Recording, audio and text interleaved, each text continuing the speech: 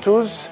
Alors suite à une petite story sur Insta où on montrait la nouvelle organisation de l'atelier, on avait pas mal de demandes pour une visite de notre nouvelle organisation générale ici. Donc pour la petite histoire, nous le bâtiment il s'est monté, ça fait 20 ans qu'on existe et qu'on fabrique ce bâtiment et cet atelier qui s'agrandit au fur et à mesure, et on avait un gros problème d'optimisation, de temps, de rangement, parce qu'on louait même un autre bâtiment dans la zone pour stocker notre matériel. Et là cette année c'était la grosse résolution, on s'est dit bon là il faut qu'on arrête de perdre notre temps à se déplacer avec des panneaux dans l'atelier, parce qu'en plus vous le savez déjà, on fabrique nos panneaux etc, donc le processus est un peu long et compliqué à mettre en œuvre, mais c'est une garantie de qualité chez nous. Du coup voilà, on a réquisitionné cet atelier dans lequel on faisait les fourgons avant pour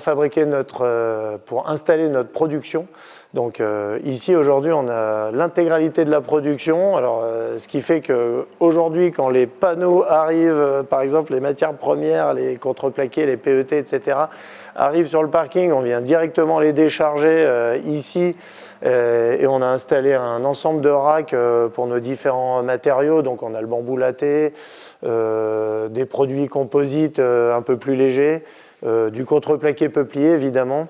On a le PET, alors ça c'est intéressant à voir parce qu'on le montre peut-être jamais, mais on a le PET avec lequel on fait nos meubles qui sont ultra légers, qui arrivent comme ça, c'est des matières brutes.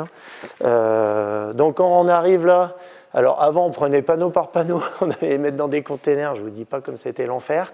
Donc là aujourd'hui on récupère les panneaux, on les met sur les différents racks, mais les racks on ne les a pas installés au hasard parce que en fin de compte on a directement la production de panneaux qui est derrière, je vais vous montrer parce qu'on est fiers quand même. Donc voilà, à partir de là, ce qu'on s'est dit, vu qu'on fabrique nos panneaux, parce qu'ici en fait on veut maîtriser dès le collage, dès la fabrication du panneau, c'est vraiment important pour nous pour faire un suivi de qualité. Et du coup, on ne reçoit pas les panneaux déjà stratifiés, ça n'existe pas chez nous, ça ne nous intéresse pas. Et on n'est pas assez réactif. En plus, si on veut faire un côté gris, un côté noir, machin, enfin, nous, on n'aime pas ça, on aime bien maîtriser dès le départ et que ce soit plus efficace. Donc, on a par exemple ici tous nos panneaux de CP de peuplier en 15 mm, tous nos panneaux de PET qui font aussi 15 mm. Et du coup, on s'est fait un poste de travail ici pour encoller les panneaux. Donc, on a une grosse presse ici qui nous permet de faire surtout les PET, parce que c'est impossible si on n'a pas de presse.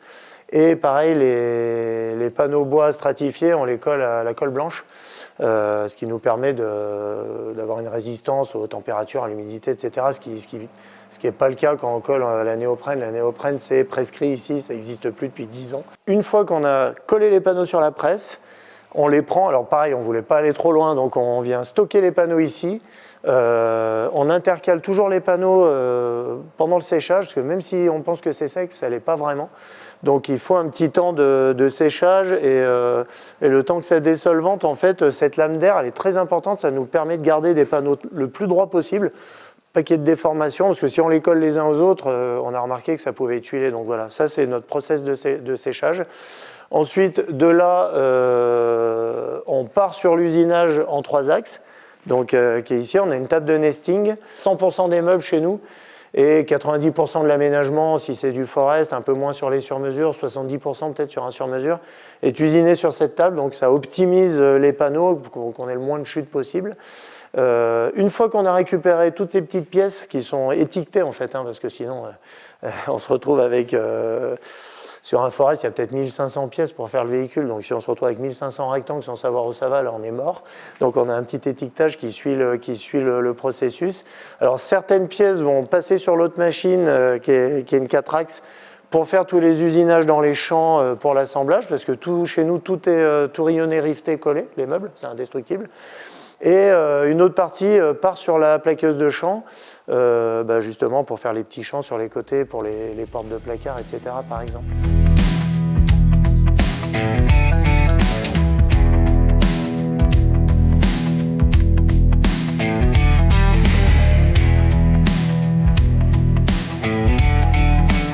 Et du coup, voilà, ce qu'il faut quand même imaginer, c'est que quand on fabrique un panneau comme celui-ci, en PET collé des deux côtés avec du stratifié et qu'on colle un champ dessus, Là, on a un ensemble qui est très léger parce qu'on a une densité moindre, on gagne 2/3 du poids par rapport à un contreplaqué peuplier, ce qui nous permet de faire des véhicules en moins de 3,5 tonnes, des Sprinter 4x4 par exemple, sans devoir soulever une roue sur la balance.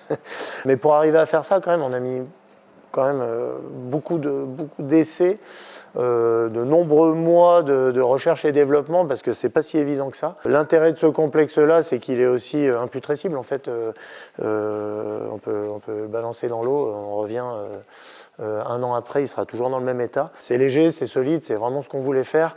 Je pense qu'on n'est pas très nombreux en Europe à maîtriser ce process-là, on est fiers de ça aussi. Bon, par contre, il y a évidemment des secrets de fabrication, je ne vais pas tout révéler.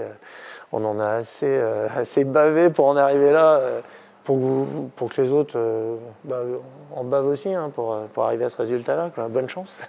Et une fois qu'on a fait les trous pour les tourillons et les champs, là, on est prêt à monter les meubles, donc pareil, on va se faire un petit poste d'assemblage de meubles ici, parce qu'en fin de compte, souvent on fait des grandes rafales d'usinage, on va usiner par exemple 2-3 véhicules en même temps, et après on va arrêter un petit peu l'usinage, on va se mettre à monter des meubles, et une fois que les meubles y seront montés, alors du coup, là, je rappelle qu'on est toujours dans le même bâtiment qui nous a permis de réceptionner, stocker, coller, usiner et assembler les meubles.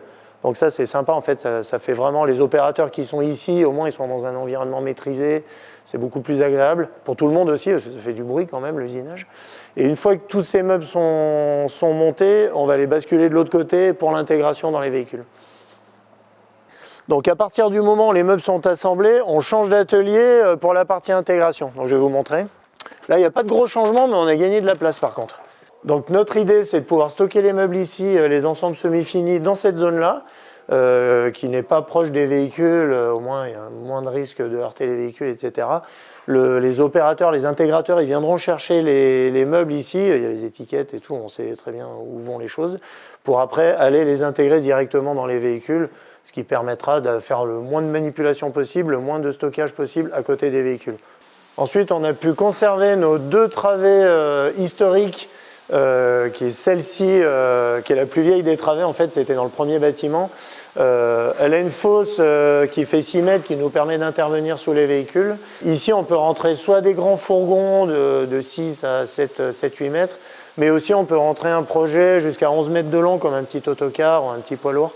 À côté, on a des zones pour stocker le matériel dédié au projet. En gros, on a toute la visserie ici, une zone pour le sur-mesure ou le véhicule de série, parce qu'on a également un palan au-dessus pour les toits relevables, qui est bien utile. Donc voilà. Bon, du coup, toute cette réorganisation d'atelier, ça avait un second but aussi qui m'intéressait fortement, c'était de libérer une travée dans le grand bâtiment pour qu'on puisse faire 2 gros projets en même temps, 2 gros tourbus par exemple, parce qu'on aime faire ça, ou 2 grands autocars. Là aujourd'hui, vous allez voir, il y a 2 gros projets.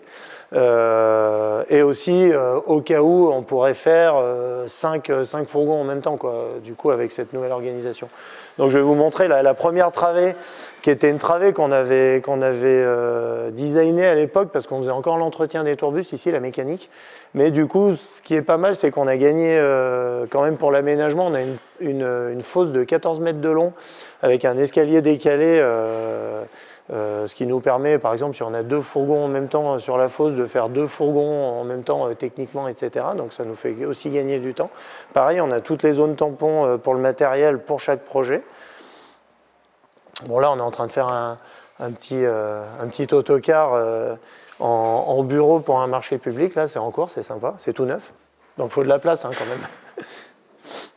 Et après, tout est roulant, toutes les servantes, tous les plans de travail sont roulants, parce que le but, c'était aussi de pouvoir faire migrer la totalité des outils et des supports quand on est en train de manœuvrer, ou qu'un électricien, un menuisier a besoin de travailler sur un poste, il part avec son établi ou sa servante à côté du boulot qu'il a à faire, quoi. Bon, du coup, en ce moment, on a quand même des projets qui pètent la classe, hein. Je vous en parlerai plus tard, on n'a pas trop le droit de... C'est un petit peu secret, on va dire. C'est bien, du coup, avec les mousses, on ne voit pas. On ne voit pas trop. Là, on voit. Là, on ne voit pas. Donc du coup, le troisième effet sympa de la réorganisation, c'est d'avoir pu recréer un espace pour la menuiserie sur mesure qui est quand même conséquent, qui est plus grand qu'avant.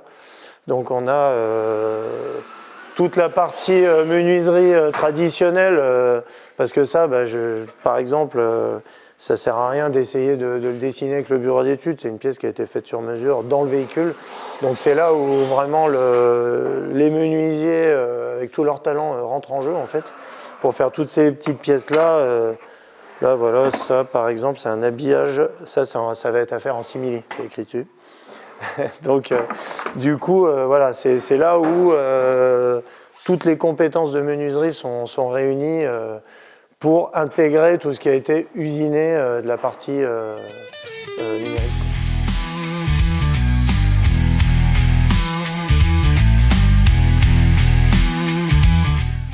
En fait, la clé du succès chez Cariage, c'est d'avoir réussi à garder une excellence artisanale et à développer une excellence semi-industrielle. Voilà, c'est vraiment, ça a été l'objectif de ces dernières années.